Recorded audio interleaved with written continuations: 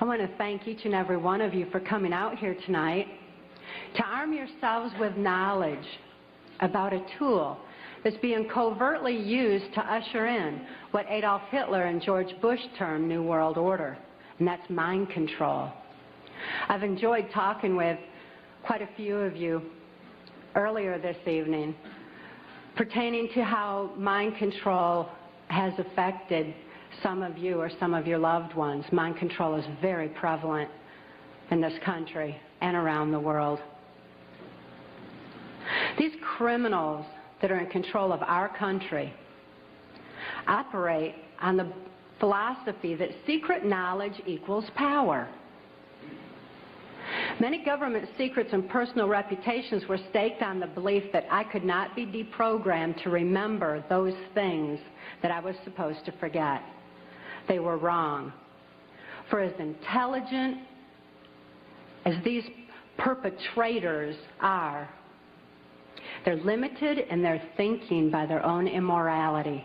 They don't have wisdom. They don't think deep. And they never considered the strength of the human spirit. They never considered what would happen when a good man like Mark Phillips gained knowledge of their secrets and used them to restore a mind rather than control one.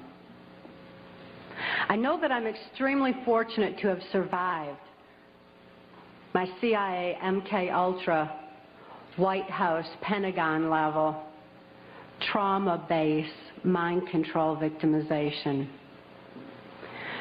Now that I'm in control of my own mind and ultimately my free will, I'm telling everything that I witnessed and saw and heard and photographically recorded behind the scenes of this New World Order effort. By telling their secrets, their power is eroding.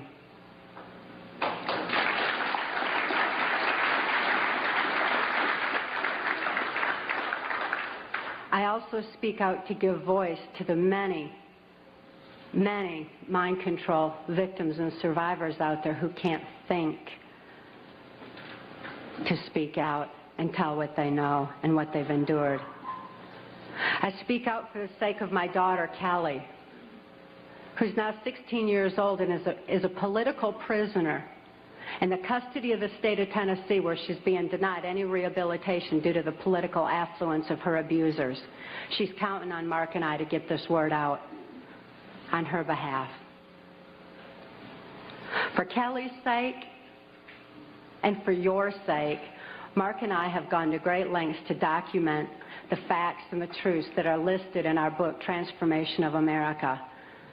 Transformation of America is self-published, uncensored, so that you can have the facts that you have a right to know and a need to know.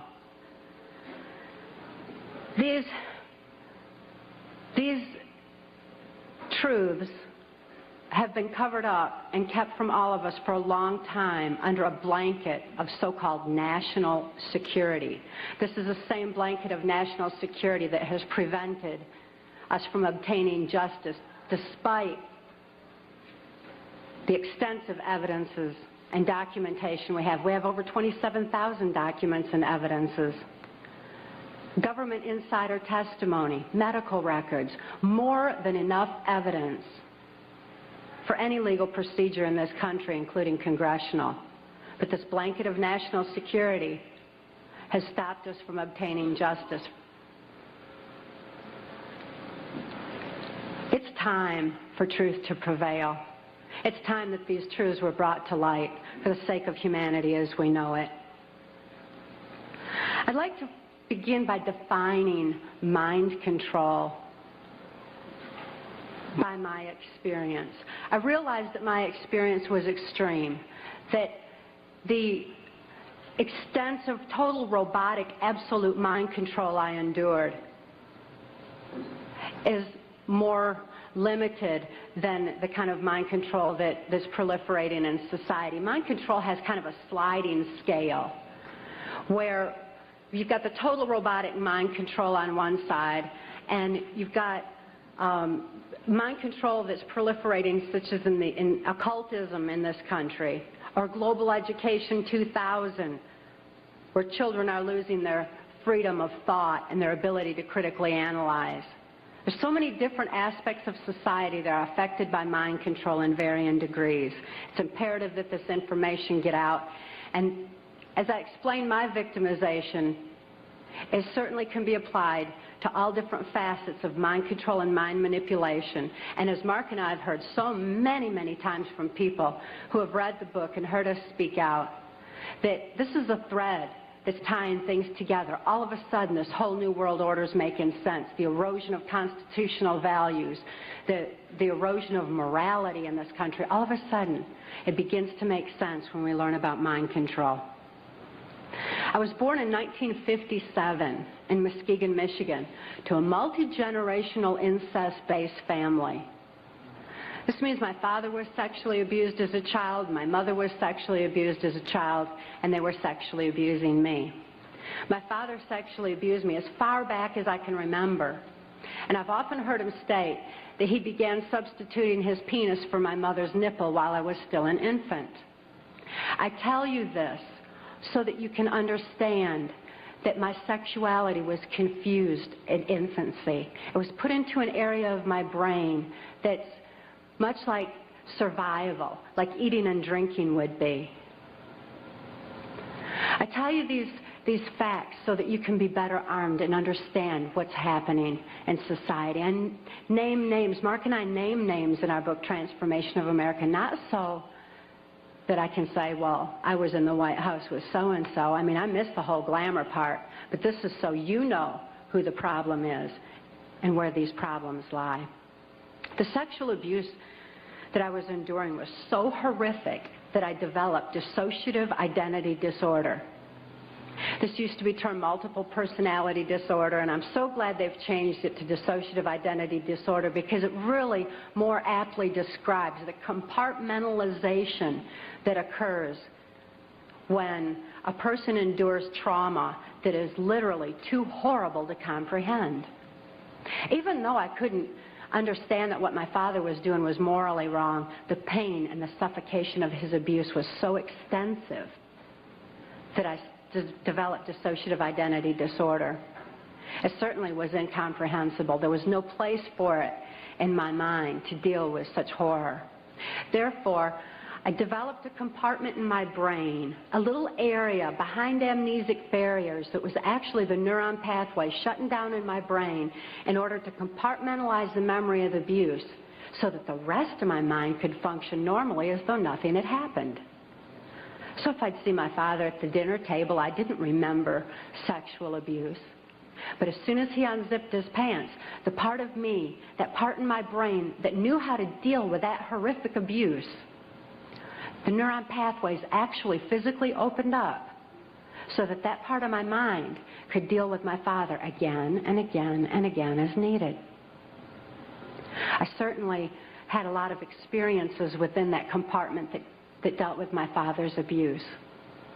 But I didn't have a full range of perceptions. I had a very limited perception, a very limited view. Therefore, I'm so glad it's not termed personality anymore. I developed another compartment in my brain to deal with my mother's abuse. Her abuse was primarily psychological. She suffered from dissociative identity disorder herself, and I don't hold her accountable for her actions the way that I do my father, who is fully aware of what he was doing. My mother, in spite of her inability to control herself, destroyed any remnants of self-esteem that I might have developed. And her abuse was so horrific that I developed another compartment in my brain just to deal with my mother. I developed another compartment to deal with the child pornography that my father was subjecting me to. He was earning his living as a worm digger on a 6th grade education and supplemented the family income with child pornography that was being distributed through the local Michigan mafia pornography ring. At that time, there's a criminal faction of our government that was interested in targeting children such as myself for mind control. Because this compartmentalization of memory was something that they deemed ideal for keeping government secrets. After all, if I couldn't think to remember, how could I tell about it? Additionally, people who suffer from dissociative identity disorder develop a photographic memory behind those amnesic barriers because the brain has a defense mechanism that when trauma occurs, it photographically records events surrounding trauma. And an example of this would be that many of you who are old enough to remember, when John F. Kennedy was assassinated, most people know exactly where they were and what they were doing because this was an event that traumatized the nation. And this exemplifies how the mind photographically records events surrounding trauma. So behind these amnesic barriers, I had a photographic memory, which the government deemed ideal for programming. That way I could deliver messages to and from government leaders, or in my case, also drug lords, who were involved in funding the black budget and funding the New World Order controls. They're interested in programming me so that I would deliver the messages verbatim. When I delivered messages, I delivered exactly what I was told, using the voice inflections of my abusers, with no conscious comprehension of what I was even saying. It was just a tape recorder just parroting out exactly what I'd been told. Another aspect that the government was interested in is that as a dissociative identity disordered person, I had no concept of time because I was going from compartment to compartment of my brain with no memory of what had happened before. Therefore, I had no ability to even keep track of time, and a concept of it was just absolutely impossible. And it also makes for, if I didn't know what I was doing earlier, I wouldn't know to be tired while I was overdoing something else. Therefore, a person who suffered from dissociative identity disorder had extensive physical endurance, just superhuman strength and ability to keep going and going and going and going. Dissociative identity disorder persons also develop 44 times visual acuity. Very often that's why you see them wide-eyed with the whites around their eyes, because they're actually taking in more of their surroundings than the average person. 44 times more detail than the average person sees. That certainly makes them perfect marksmen for mercenary operations or for intelligence in different areas that the government was interested in developing mind control. I was a chosen one, or a prime candidate, for mind control because of the sexual abuse that I had endured. My sexuality had been enhanced. Therefore, I was used as a sex slave and also delivered messages to and from these government leaders. At that time, because a government, this criminal faction of our government, was so interested in dissociative identity disordered persons, they knew that any child that was subjected to child pornography had to have endured trauma so horrible that they had to be suffering from that disorder. Therefore, this criminal faction of our government sanctioned this child pornography ring so that they could identify and target children such as myself for the project. At that time, the politician, local Michigan mafia politician, the politician who was protecting this Michigan mafia pornography ring was a guy named Gerald Ford. This is the same Gerald Ford that went on to become the first unelected president of the United States.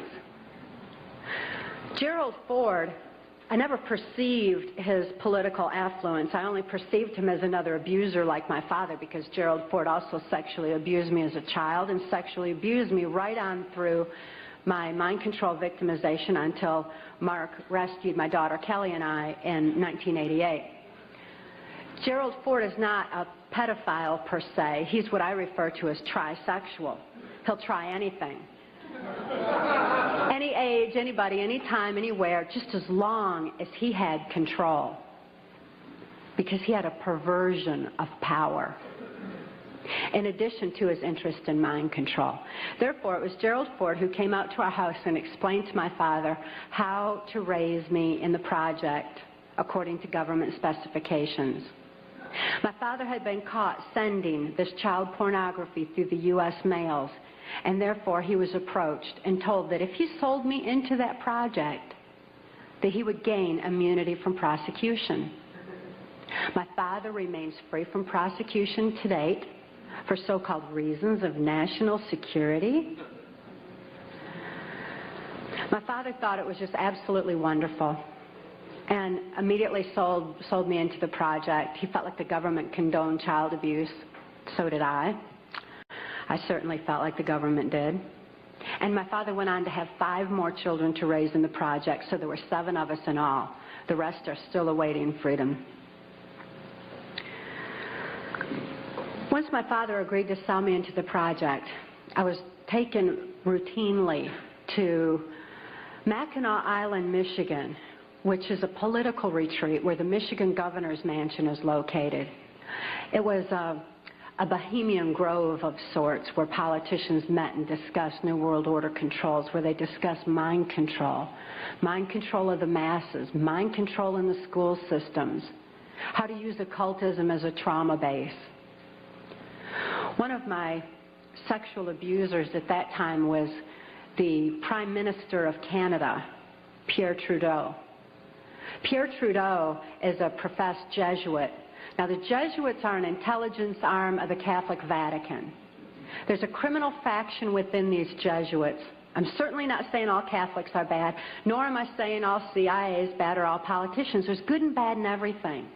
But nevertheless, Pierre Trudeau represented this criminal faction of the Catholic Church, of the Jesuits, who believed in mind control of the masses because they wanted to be the one world church in the New World Order.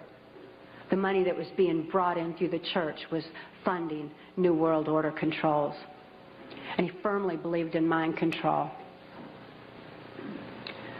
Another sexual abuser of mine was then Michigan Senator and later U.S. Congressman Guy Vanderjagt. This is the same Guy Vanderjagt that went on to head the Republican National Committee that put George Bush into the office of president. It was at Mackinac Island, Michigan, when I was 13 years old, that I was dedicated to the senator who had become my owner in this mind control project. That's U.S. Senator Robert C. Byrd. Senator Byrd is a Democrat from West Virginia.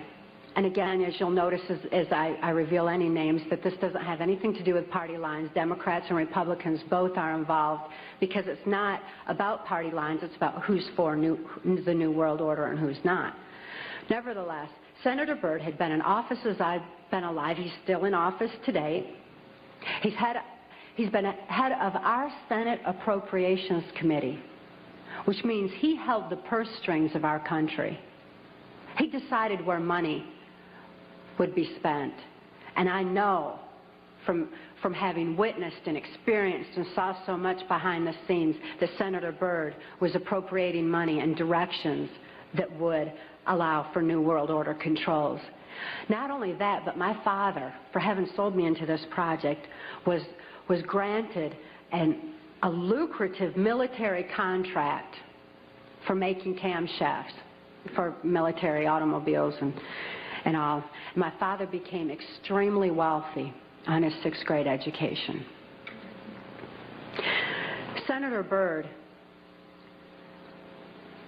as my owner, would decide where I should go, when, what operations I would be forced to carry out during the Reagan-Bush administration, what places I should be taken specifically for mind control programming. Senator Byrd directed all of my activities. Also around that time, I'd made my first communion in Muskegon's St. Francis de Sales Church. Having made my first communion, I also endured an extra ritual after that was referred to as the right to remain silent. That's R-I-T-E, as in ritual. This involved Congressman Vanderjagt and the head of our church at that time, a Father Don. And they subjected me to an occult blood ritual. This was so horrific. It was this reversal of the Catholic Mass. It confused my mind because when a person's operating on a subconscious level because they're so traumatized that consciously there's no place for what they're enduring, the subconscious mind has no ability to discern and to question and to reason the same way that the conscious mind does. And this reversal of the Catholic Mass into occultism just made it all seem to run together in my mind. It was absolutely horrific. This blood ritual was so horrible that my mind readily accepted the mind manipulation that I endured afterwards, a hypnotic language, the neuro-linguistic programming, mind-controlled programming, that actually changed the way that my brain was functioning. So that, you know that part of my brain that I said would open up to deal with my father's abuse again and again? They changed that so that they decided when, where, and how that particular compartment of my brain would be opened and accessed.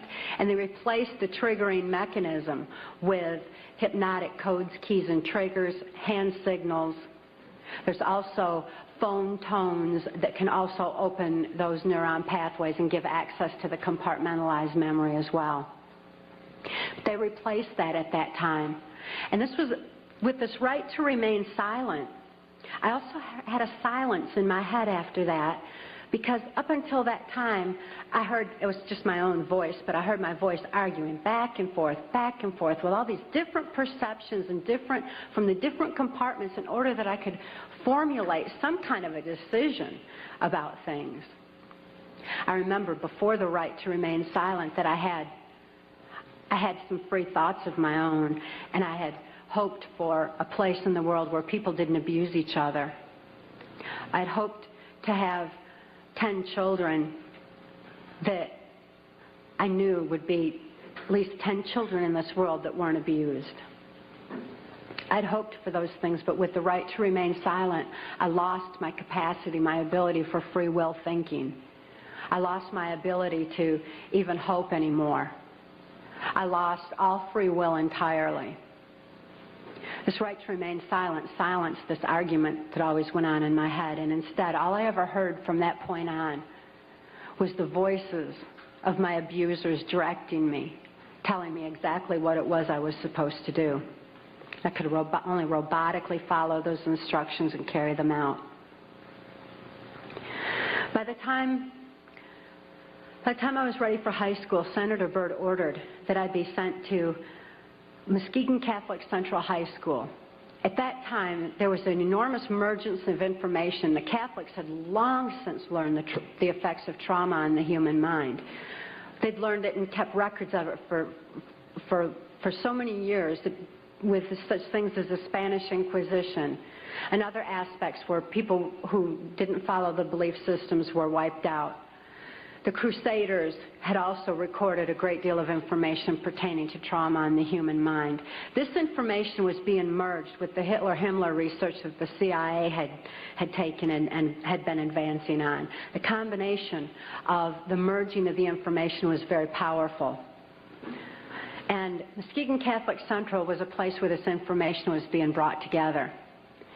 It was at Catholic Central that the very basis, the very groundwork for Global Education 2000 was being implemented. This is Goals 2000, outcome-based education. There's many different names for the program that's being implemented in our school systems. It's being forced on our children by the federal government. Global Education 2000 was designed to increase our children's learning capacity while decreasing their ability to critically analyze. That way they would just readily accept whatever they were told without any question and just take all the information in. At Catholic Central, I got straight A's. I did really good in school because I was photographically recording everything in class. I endured occult ritual in the school chapel, as did numerous other students in the school. I certainly wasn't the only one. As a matter of fact, by that time, I really thought the whole world was involved in this kind of abuse. By then, my whole environment was saturated with it. This occultism, this trauma, created the photographic recording of all that I learned in school. Of course, I had no ability to critically analyze it or to creatively use it in any way, but the information was sure in there. It was while I was at Catholic Central that Gerald Ford went into the office of president. I had been conditioned by that time to believe that I had no place to run and no place to hide. This is a phrase that's used to lock in mind control victims of varying levels. There's no place to run, no place to hide. We're watching you. I certainly felt like I had no place to run and no place to hide. Who would I turn to? I couldn't turn to my parents. I couldn't turn to my church. Couldn't turn to my school. Couldn't turn to the local politicians. And now I couldn't even turn to the President of the United States. I truly felt locked in, which is exactly what they wanted for total control of my mind. Of course, since then, I've learned otherwise, and Mark wisely taught me while I was in the deprogramming process that I did have a place to run, so right at them. And I had no need to hide. Obviously, they do, by the way. They're covering up all their acts with the national security blanket. After I graduated from high school, Senator Byrd ordered that I be transferred to Nashville, Tennessee. Nashville, Tennessee was heavily involved in mind control at that time through the country music industry, and above all, the proliferation of CIA cocaine operations within the country music industry were already in full swing. The political corruption in Tennessee was just all the way to the top. The country music industry provided a cover for mind-controlled slaves like myself to be taken around the country to the various places as designated, and also to distribute and deliver the large quantities of CIA cocaine that was coming into the country. It was my experience that the CIA's so-called war on drugs is no more than the CIA eliminating their competition as they take over the drug industry worldwide.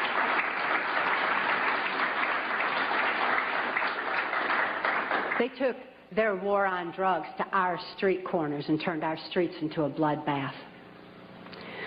The country music industry provided the cover for distributing the cocaine, so Senator Byrd wanted me to be within the country music industry. Besides that, he fancied himself an entertainer of sorts, and he fiddled on the Grand Ole Opry from time to time. When I was first sent to Nashville, he was playing on the Opry that night, and he had a musician behind him, a guy named Wayne Cox. Wayne Cox later told me that playing music behind Senator Byrd wasn't the only way that he backed him, but that he backed him politically as well. After the Opry that night, I endured an occult ritual again. Occultism is oftentimes used as a trauma base for mind control. Who can comprehend that kind of a trauma? Blood ritual is absolutely horrible, and it's a perfect trauma base for mind control, for the compartmentalization of memory. I witnessed Wayne Cox murder a railroad bum down at Nashville's Union Station. It was abandoned at that time, and there were bums around, and he shot him right between the eyes and cut off both of his hands, which was Cox's MO for murder. After this blood ritual, this horrible trauma, I was programmed that Wayne Cox would be my first handler in MK Ultra Mind Control. As my handler, Wayne Cox would follow Senator Byrd's directions and instructions, and above all, he would be subjecting me to more trauma sufficient to satisfy the numerous compartments Senator Byrd wanted developed in my brain for mind control programming so that I could carry out various operations during the Reagan-Bush administration. I endured numerous occult rituals after that. Wayne Cox at that time was working directly under the direction of Louisiana Senator J. Bennett Johnston, and he took me to his hometown in Chatham, Louisiana. J. Bennett Johnston at that time was heavily involved in mind control operations because he was running a band of mercenaries out of Louisiana. At that time, this band of mercenaries were going in and out of South America. There was a lot of arms deals going on. There was, and most importantly, when the airplanes would fly these guys down to South America, they would come back full of cocaine, which was being distributed on our streets. Wayne Cox was triggering these mercenaries into operation by showing them a severed hand from another one of his victims, which re-traumatized them into the occult ritual that they had already endured and accessed a specific compartment of their brain. And he told them that J. Bennett Johnston wanted them to give him a hand and carry out a certain operation. He would then give the instructions and the guys would follow him through. So J. Bennett Johnston was heavily involved.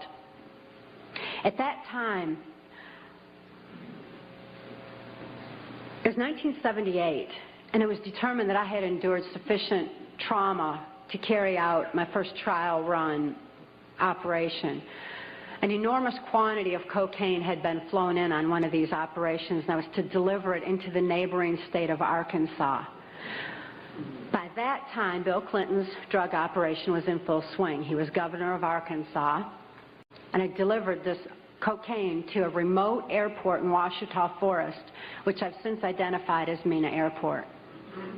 I also delivered a little packet of information and a small quantity of cocaine, a personal stash from J. Bennett Johnston, to Bill Clinton. I delivered it to Bill Clinton, and he cut out 2 lines of the coke, and he did inhale.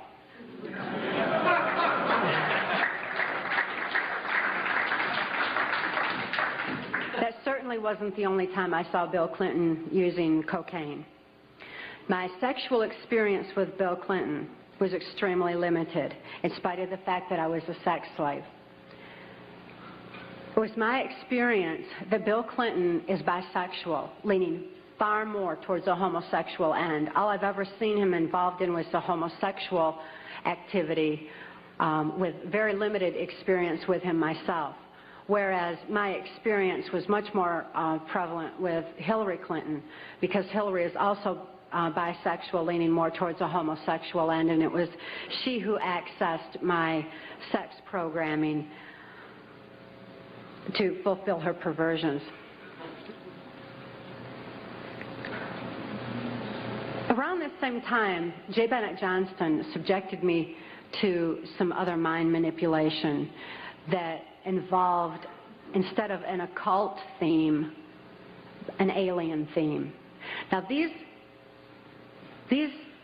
guys who are manipulating my mind and programming me for mind control purposes claimed, and these criminals in control of our country as well, claimed to be gods, demons, and aliens, in order that I feel totally helpless, in order that I felt like they were beyond my realm to affect. And it certainly worked at that time. J. Bennett Johnston told me that he was an alien. He told me that he had been part of the Philadelphia experiment, and when the ship disappeared, it came back a spaceship. This is in keeping with kind of an air-water mirror theme that NASA uses quite frequently, a reversal, because, again, the subconscious mind doesn't have any reasoning capacity. J. Bennett Johnston then showed me, through his office at General Dynamics, a then top-secret stealth. Here was this triangular stealth that wasn't in any of the school books, wasn't being talked about anywhere, wasn't out in the newspapers or anything else. It was being withheld. It was still a top-secret weapon system. But I saw this triangular stealth. It looked like a spaceship to me. I'd never seen anything like that. And everything that J. Bennett Johnston was doing and he was involved in certainly was alien to me. So it was easy for me to accept the idea that what was happening was in fact being perpetrated by aliens. I'm not saying that there's no such thing as aliens. That would be foolish of me to even say anything like that at all. But what I am saying is that it was my experience that these were people claiming to be aliens. If there's a reality out there pertaining to any alien influence, we need to sort out the government misinformation and disinformation and mind manipulation techniques that they're using. I know for a fact that the plan is to make all of us feel totally helpless, that what's happening is beyond our realm to affect because we've been taken over by aliens, that our Independence Day is dawning. So beware of that. Understand that those criminals have been keeping information and technology from us under their blanket of national security. They are 25 years ahead of us at least, technologically. Can you imagine what they've got now? 25 years ahead? What's happened that you're aware of in the last 25 years? Microwave ovens, we've got computerization, and they've had access to all of that to continue their own advancements. They're way ahead. So when they say, it's aliens, and they show us some incredible technology, don't fall into the trap of feeling totally helpless, that this is beyond our realm to affect. Superstition begins where knowledge leaves off. And they have been keeping knowledge from us for a long time. People have all kinds of belief systems. And I'm sure each and every one of you has various and different belief systems as well. Regardless of what your belief system is, it is imperative that you know that these criminals are people. They are within our realm to affect. They need to be held accountable for their actions and their crimes against humanity.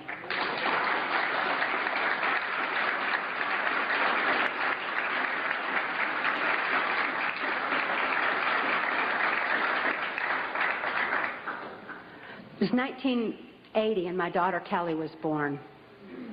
She was born directly into the MK Ultra Mind Control Project on a much higher level, a more sophisticated technological level than I was subjected to. In addition to trauma, she was subjected to harmonic mind control programming on NASA installations literally since birth, before her brain even had a chance to form. As soon as Kelly was born, Senator Byrd figured I'd been traumatized enough by that time and ordered that we be transferred back to Nashville, Tennessee to carry out operations during the Reagan administration. But being within the country music industry, we had a second handler. His name was Alex Houston. Alex Houston is a ventriloquist, stage hypnotist, in the country music industry. Above all, he carries out criminal covert CIA operations that fund the black budget. And this certainly included bringing in large quantities of cocaine and distributing them through the United States, Canada. He was working at that time and provided a cover for me to be taken throughout the United States, Canada, Mexico, and the Caribbean for these criminal covert operations. As my handler, he took me to various military and NASA installations for mind control programming for specific operations that I was forced to participate in. These operations that I won't have time to get into tonight are detailed in our book, Transformation of America. And they involve such leaders as the President of Mexico at that time, De la Madrid, and Vice President Salinas. It was my experience that in 1984, there's a CIA trauma base, near-death trauma center that's located in Lampe, Missouri. It's called the Swiss Villa Amphitheater. And they'd bring certain involved country music acts in to bring large quantities of cocaine or bring the cocaine out for distribution, because Lampe, Missouri is just across the Arkansas line and is very much a part of Bill Clinton's cocaine operation. And it was in full swing at that time. It's also interesting to note that this Lampe, Missouri operation is where the country music industry was more conveniently relocated, you know, right there in Branson, so that it would be closer to Clinton's cocaine operations. Lampe, Missouri was a place where I heard George Bush and Bill Clinton talking, where from the point of view I had, they certainly were friends, and they didn't recognize any party lines between them. That's something for the, you know, a smoke and mirrors illusion for the public. It's not something they adhere to, because they had exactly the same agenda, and that was for bringing in this new world order. I heard George Bush talking at that time. He was talking to Bill Clinton, and I've since photographically recorded it and wrote it verbatim in our book, that when the American people became disillusioned with Republicans leading them into the New World Order, that Bill Clinton, as a Democrat, was going to be put into the office of president. This was decided in 1984. Actually, I'd heard about it even prior to that. But that, as of 1984, they were already discussing it as an absolute fact. It was also discussed in the groundwork for NAFTA that by the time George Bush went into the office of president, that Salinas was going to become president of Mexico, and they together would be bringing in the NAFTA, which was the beginning of New World Order controls. I was forced to participate in the criminal groundwork for NAFTA, the opening of the Juarez-Mexican border to the free trade of drugs, free trade of our nation's children. It's absolutely appalling, the criminal roots of NAFTA. Again, this is detailed in the book.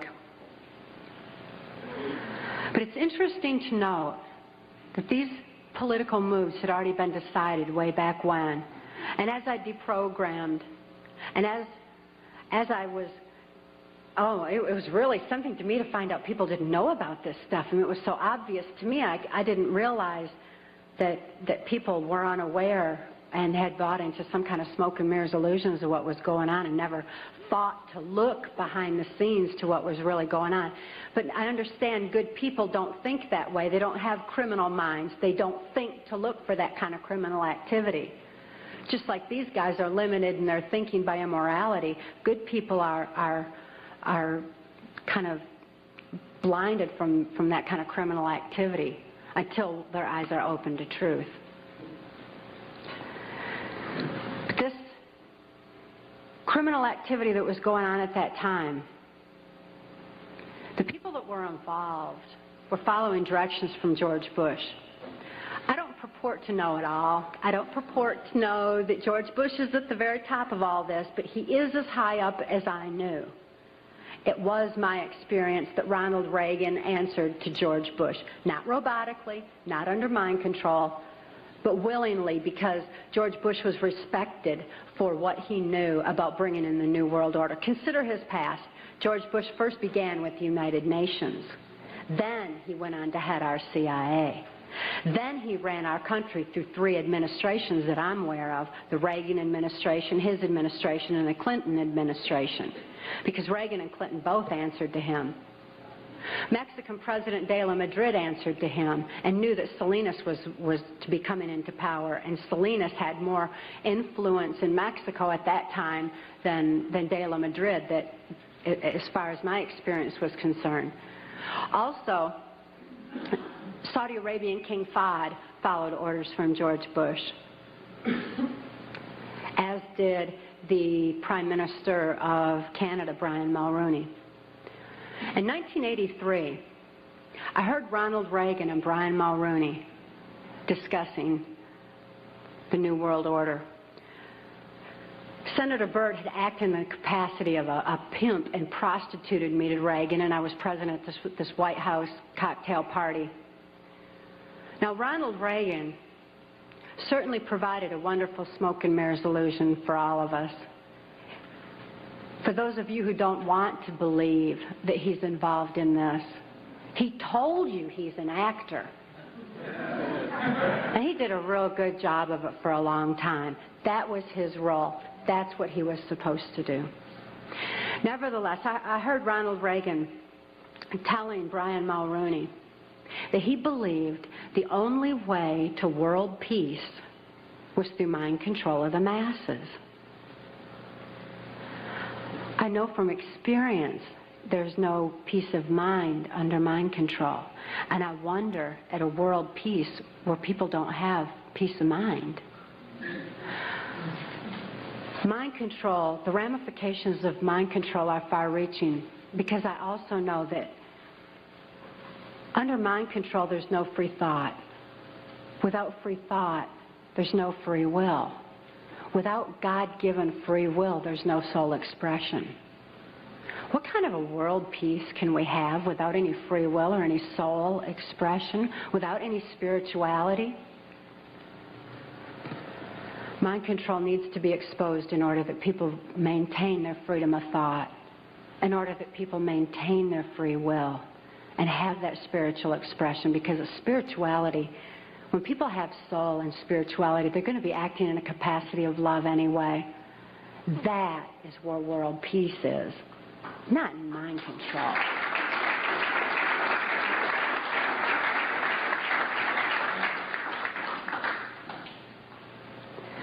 By 1988, I'd been forced to participate in numerous operations against my will, all of which I certainly would never have done. I guess if I had had any part of me that was willing to do anything like that, mind control would not have been necessary. I'm appalled at what I was forced to participate in, but I am relieved that this information's getting out, that people are passing the book Transformation of America hand in hand, hand to hand, so that hand in hand we can take back our country. This information is information that you have a right to know and a need to know, and their controlled medias are not going to suppress truth. Truth prevails.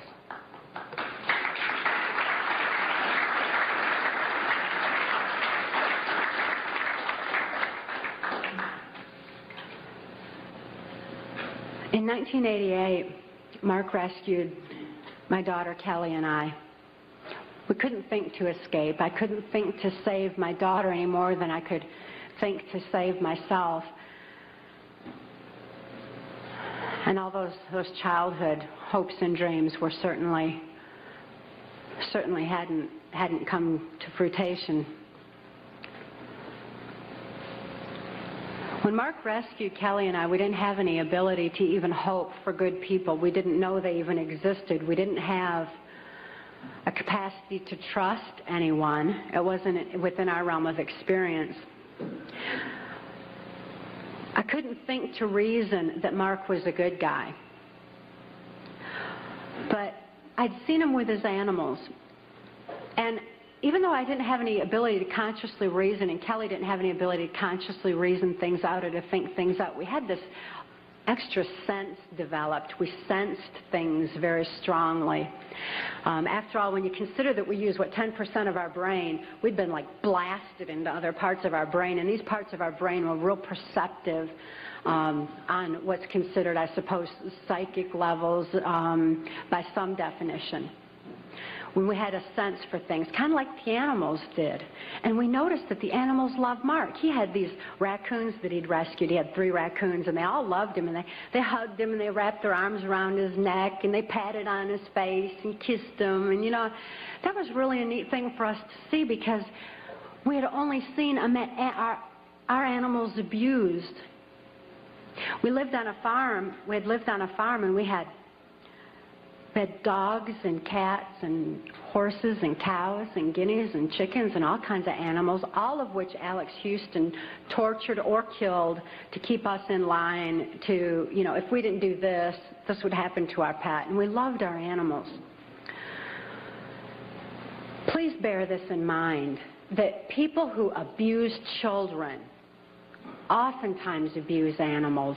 If you see someone abusing an animal, keep your eyes open, look further, make sure those kids are safe.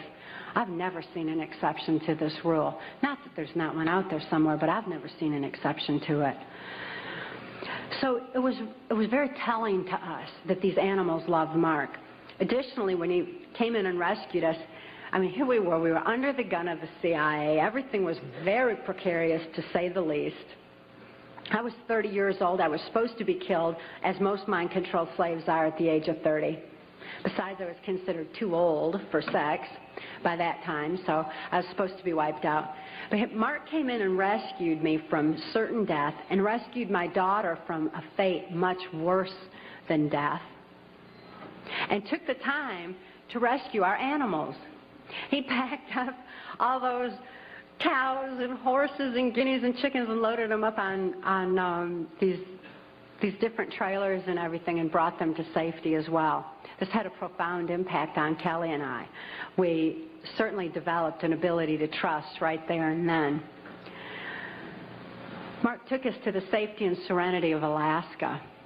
Since we were safe for the first time in our lives, experiencing love for the first time in our lives, memories of our past began flashing on our mind's screen.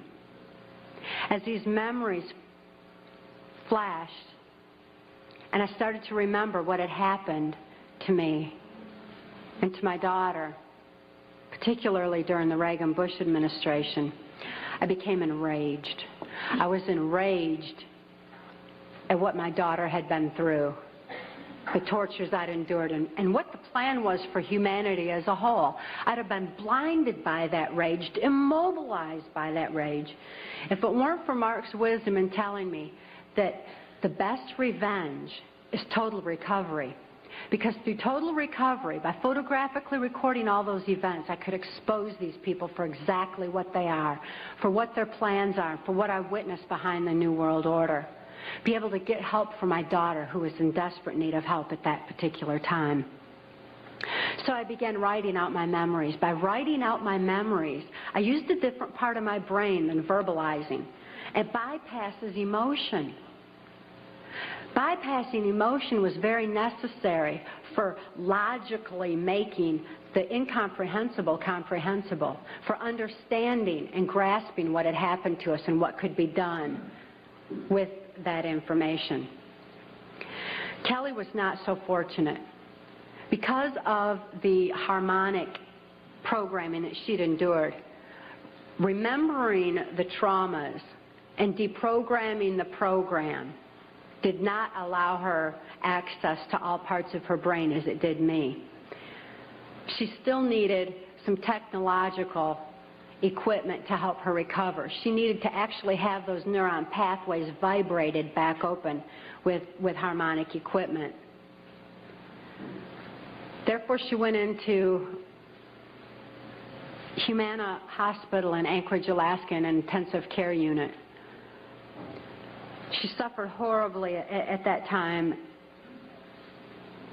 and responded only to some psychological intervention and not to any conventional medications. Kelly was actually suffering respiratory failure because mind control has advanced to the point where they know the ins and outs of the brain and the mind so well that they know how to program not only the subconscious, but to go into the primitive mind, the very area of our mind where blinking, breathing, and circulatory, heartbeat, all that is regulated. And they could go in there and put death programs in place.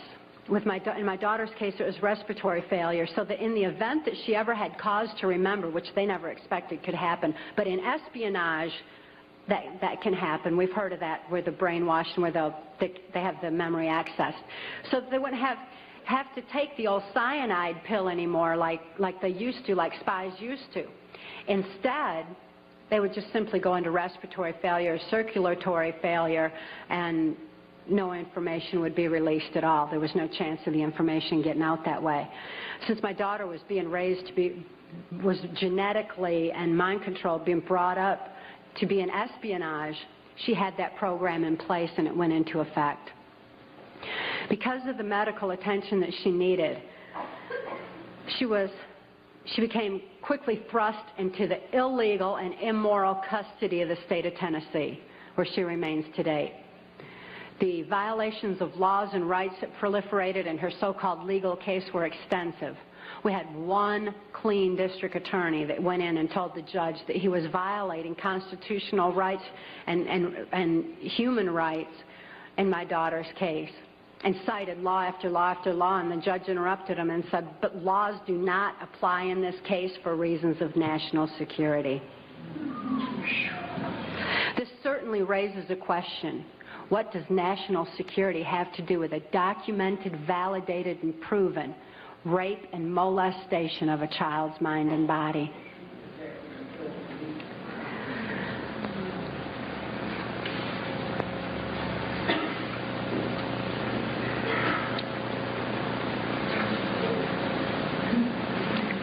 For Kelly's sake, and the sake of so many other mind control survivors out there, we need to lift this veil of national security.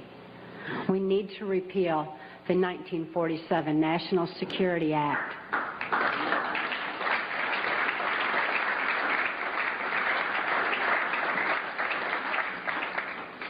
This is a national security that's threatening the security of our nation when it covers up such crimes against humanity as mind control, when it covers up the CIA's so-called war on drugs, when it covers up the selling out of our country to New World Order controls.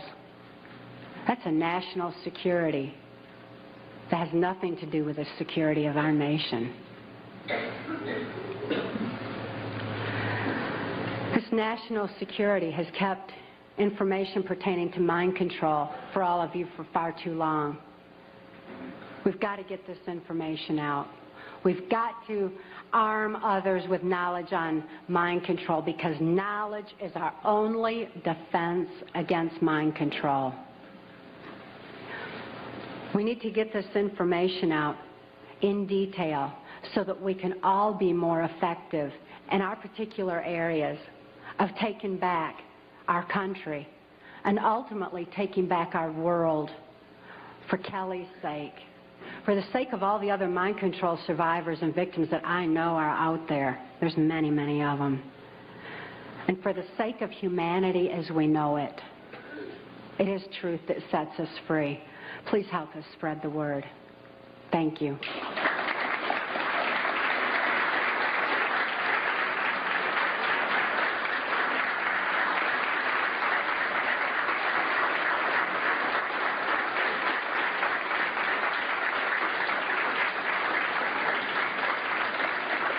Thank you all.